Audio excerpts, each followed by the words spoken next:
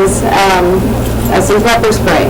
There's a lot of pros and cons, of course, in regards to pepper spray. Can you tell us a little bit about that and the different types and what's best and what's best not to? To use this pepper spray, you've got to turn the top and depress it. And in a panicky situation, you've got to make sure where this is pointed.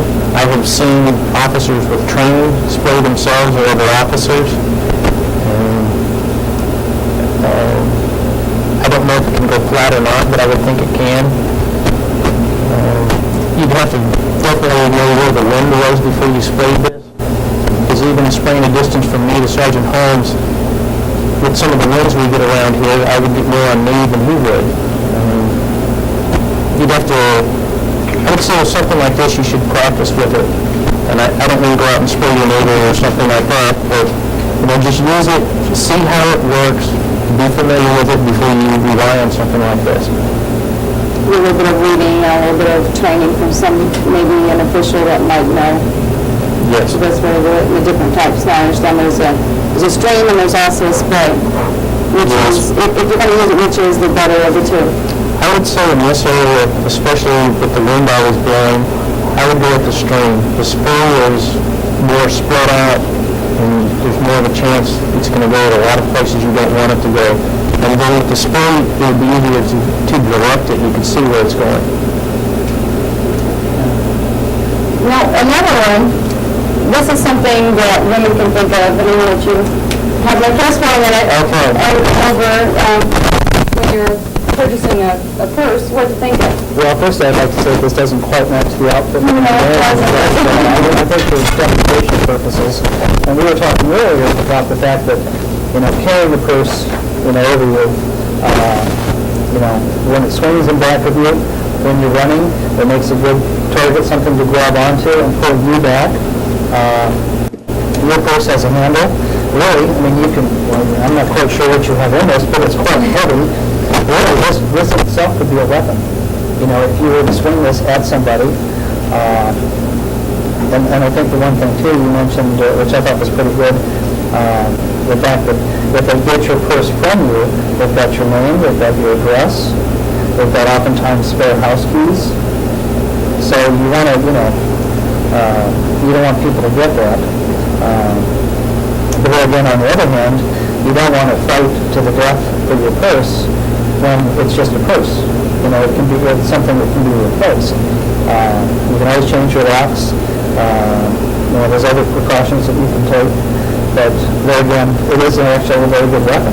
And I would say this is an excellent weapon given the weight. Really? Well, when you're holding it too, we were talking about running, how it can fly behind. Also, if you have to where you can grab onto it and run, you're running like a football player. Right. Mm-hmm. You're not losing your purse, and you're getting farther faster because you're not having to hinder with something flying around it. Sure, it's going to impede your running ability. Yeah. Women might even want to consider getting something like a fanny pack. You can wear it almost like a belt, and you've got room to store not as much as your purse, but you can carry quite a bit of stuff. You wouldn't have to worry about losing it. It will always be there. Good point. I do use that one, and you can still put it over your shoulder even if you wanted to. And with the quick clip, you can easily store it on your waist real quick, and it can be used. Now, let's say this being the area that we're in, we're talking about traveling to and from Kingman, Bullhead, Laughlin, Vegas, Havasu. The possibility of your car breaking down is another good way of becoming a victim. What are some of the things that a person should keep in their vehicle to ensure that they have not only communication, but the necessities to keep them secure while waiting for help? I would say the best thing a person could have would be a cellular phone, although that might be cost prohibitive to a lot of people. I've seen in the past a lot of sunscreens that say, need help, call 911. I am not sure how those work. I don't know if they've been successful or not. I would say the main thing would be, if somebody breaks down, particularly along the side of the highway, is put your hazard lights on. open up your trunk and your hood, and that's the standard signal to know you need help. And hopefully someone will call in, or eventually I think an officer will pass between DPS, the police department, the sheriff's office, and just wait for help to get there. Particularly this time of year, it would be a good practice to carry water. You could use it a lot of times if your car overheated, you could use the water and that would get you back on the road. Or you have the water to drink while you're waiting. If someone does stop, take a good look at them. See what your instincts are about them. And I would recommend only roll the window down a little ways to talk to them. Don't give them access to you. Especially if the person doesn't seem right to you, don't come out of your car. Stay in your car with the lock. It may get hot, but at least you're safe. Okay, we're going to go to another break and we'll be back with a little bit more on what you can have available in your vehicle. Okay, there are some other things that you want to keep in your car and homes. Is going to get a little bit into that? Certainly. Well, as we said on the break, several things that you really want to consider carrying. It might be a blanket, it might be the winter months where you're having to spend some time with your car. Flashlight, water, flares, CD radio, as you said, sometimes it's cost prohibitive to have a cell phone. Or there are some, I believe they call it lifeline type services where if you, for $10 a month, you can have a cell phone and I think it's 15 minutes or something like that service for citizens' utilities. So really, the price is coming down and making it more affordable to people. As Detective Blackburn stated, one of the important things to do is just don't get out of your car.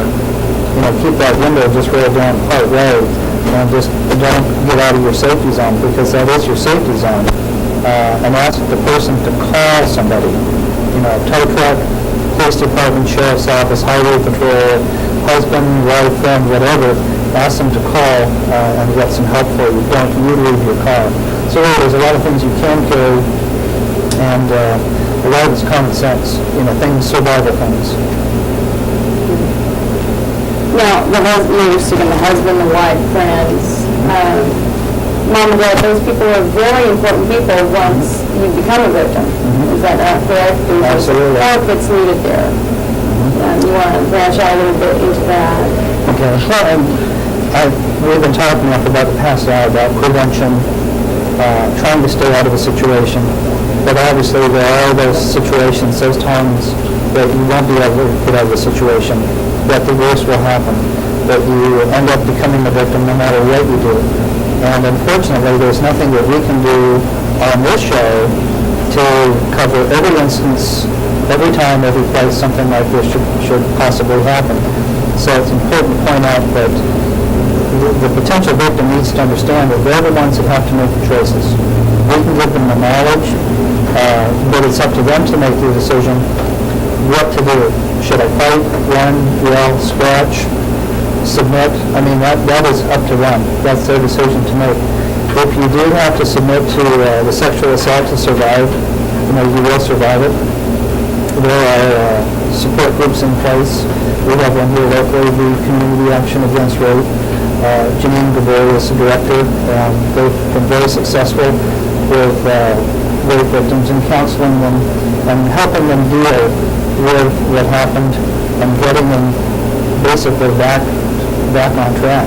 So there is a support system in place, and I know this is all of Mojave County that Community Action Against Rape works. There's a lot of mental, emotional, and physical harm that's done to a victim of rape. I think the family has to understand some of the things that go on, the outbursts, the flashbacks. The family is going to be a very important role in the support system to get this person back. The main thing is going to be let the person know that you're there for them. Try very hard not to interrogate them as far as what happened, or even accuse them because of their actions or inactions for what happened. Just let them know that you're there for them.